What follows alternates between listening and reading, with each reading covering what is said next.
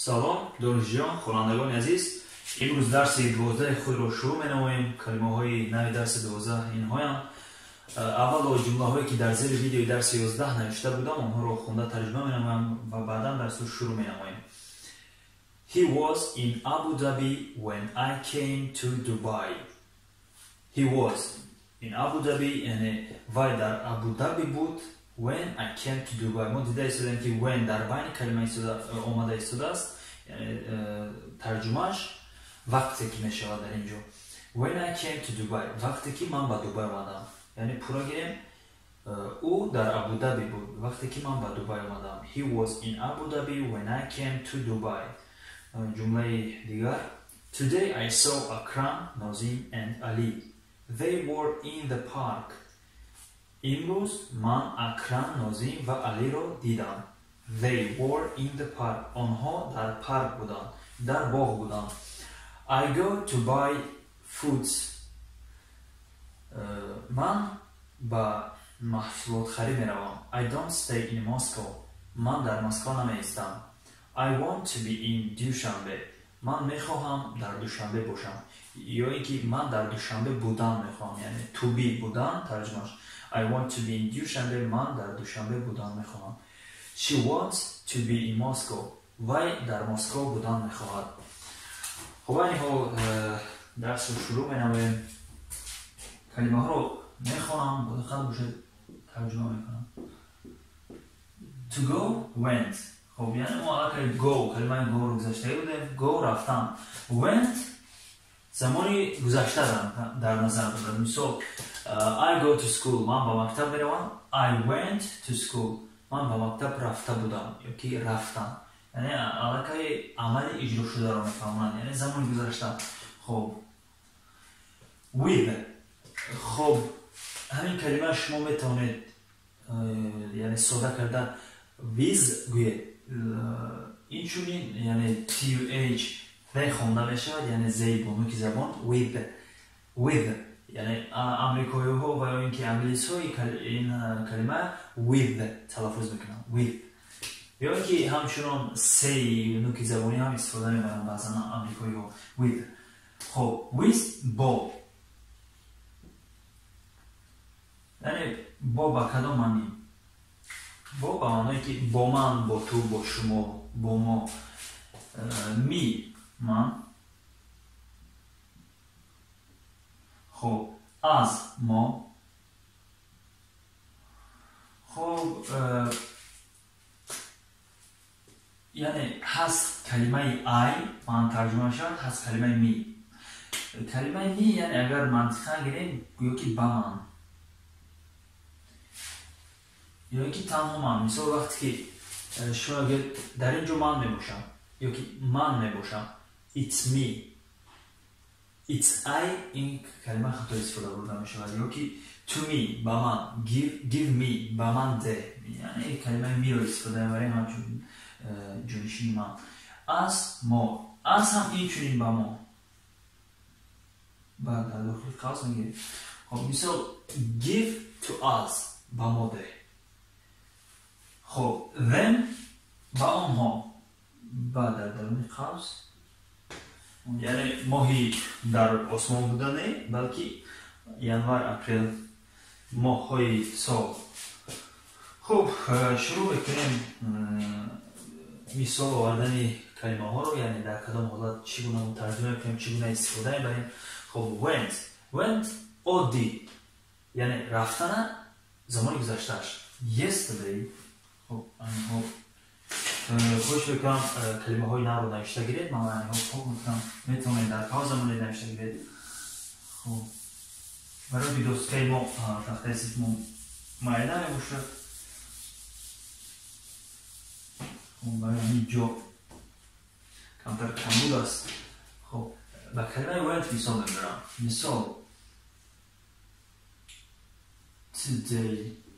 خب در اینجا فرق یعنی go و went، یعنی این زمانی حاضره گفته ایستاده است. Today I go to school. امروز من به مکتب میروم، یعنی زمانی حاضره تعلق داشتگی.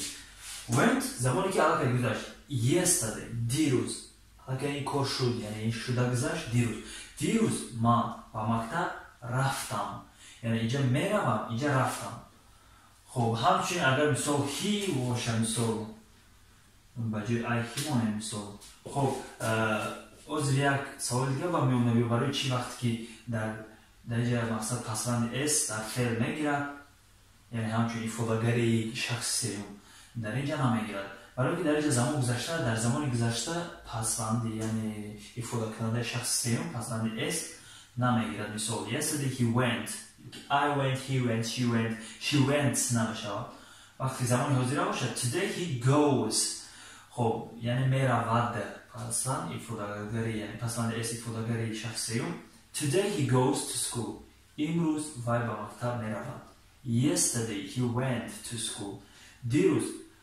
وی به مکتب رفت یعنی فرق دیده شده میرود رفت میروم رفتم یعنی زمانی گذشته را در نظر بگیرید with با یعنی عین حال عبارت یعنی دو جمله دو کلمه که برای مثال yesterday Ali and Nazim went to school with me یعنی کلمه می من بود with با with me با من میشه مثال با اصطلاح بگیم قطعی من yesterday Ali and Nazim went to school with me دیروز علی و نازیم با من به مکتب رفتند یعنی منطق جمله فهمه است دیروز علی و نازیم با من به مکتب رفتند اگر مثال همینجا خب go مثلا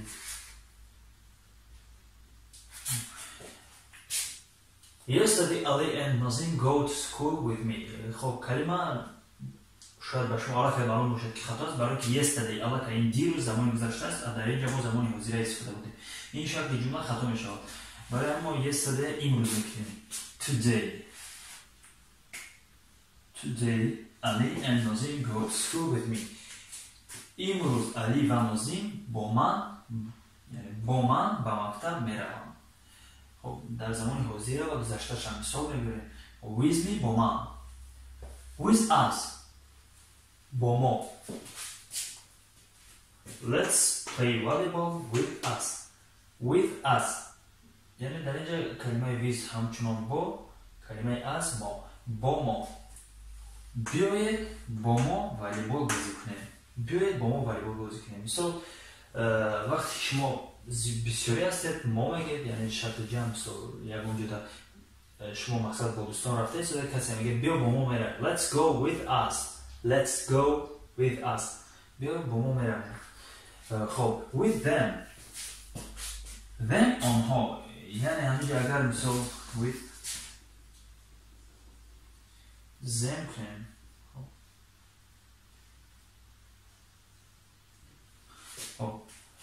let's play volleyball with them با آنها یعنی بیا با آنها والیبال بازی کنیم let's play volleyball with them okay let's play so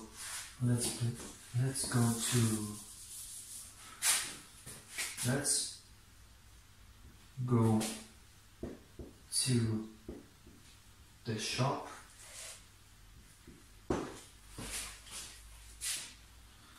let's go to the shop with them بیایید با آنها به مغازه میرویم بیاید با آنها به مغازه رویم خب کلمه زیرین و علاقه باید که فهمیده چگونه استفاده می‌کنم یعنی with me با من with us با ما with them با آنها خب مثال من با تو به مغازه رفتن نمیخواهم I با تو چی میشود به فکر شما با تو with you تو یا شما خب آنها یعنی در زبان انگلیسی نیست کلمه تو آنها هم رو شما میگه با شما I don't want to go to the shop with you من با تو به مغازه رفتن نمیخواهم so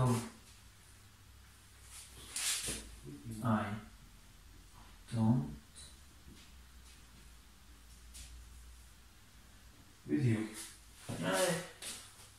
من don't want نمیخواهم من نمیخواهم خب با تو به مغازه روم. من با تو به مغازه رفتن نمیخواهم. یعنی من با تو به مغازه رفتن نمیخواهم.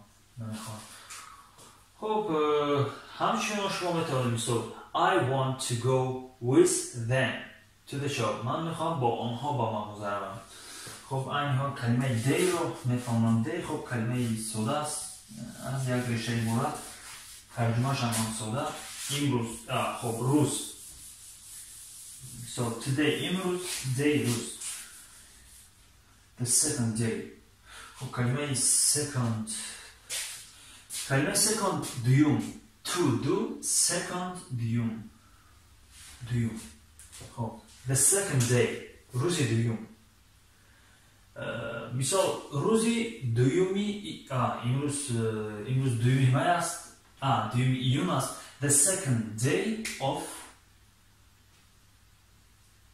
June. خب روزی یعنی of ترجمهش با توجیه بگیریم این میشه day روز of ای روزی. خب روزی دومی مای. روزی دومی مای. مثال شما اگر به اونجا کار میکنید، مثال روزی دوم شده باشد یا روزی چندم، مثال شماره در جمعه the second day of work. یعنی روزی دومی کار. خب هم day یعنی ترجمهش روز، week هفته، همچنان هفته. مثال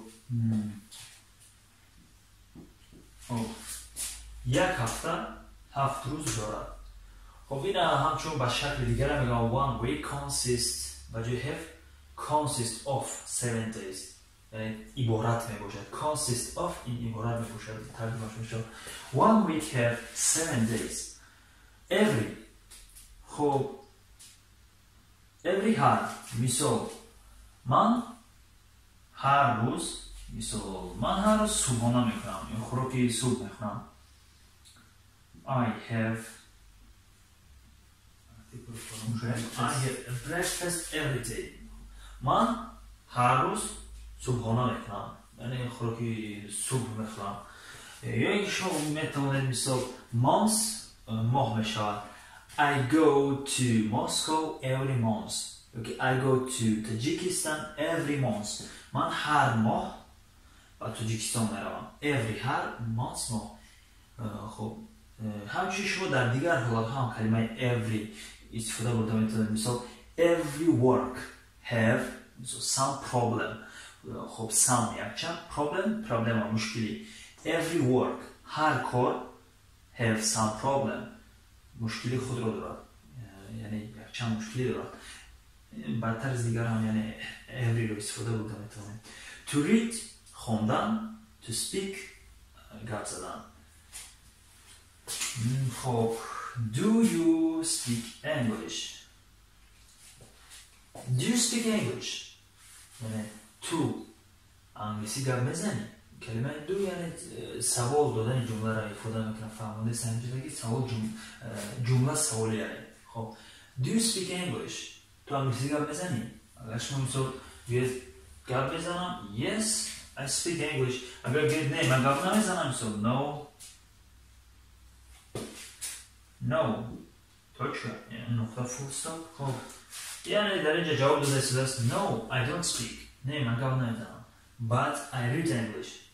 لیکن من میخونم یعنی خونده میتونم. بعد هست آدمایی که انگلیسی خونده میتونم ولی گپ زدن نمیتونم. خب توانستن can مگذشته بودین نگذشته بودین در یاد ندارم. خب یه بار تفتیش میکنم. مثال عادتا مثال I can but I can read. در اینجا باید کلمه can برای که جمله پرتر درسته شد. مثال I can read English. من انگلیسی رو خونده میتوانم. یعنی can توانستم I can من میتوانم. I cannot من نمیتوانم. So no و جای don't ما میتوانیم کلمه cannot استفاده بریم. No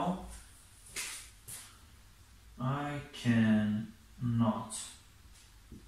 cannot در اینجا ما جدا جدا نیستیم، یعنی can алоҳида not алоҳида. اینچنین شما اگر کتاب کنید و میخوید در بعضی جا یک جا می‌نویسه cannot cannot cannot، هر دوشون هم یک چیز است، یعنی نتوانستم. No, I cannot speak but I can read English.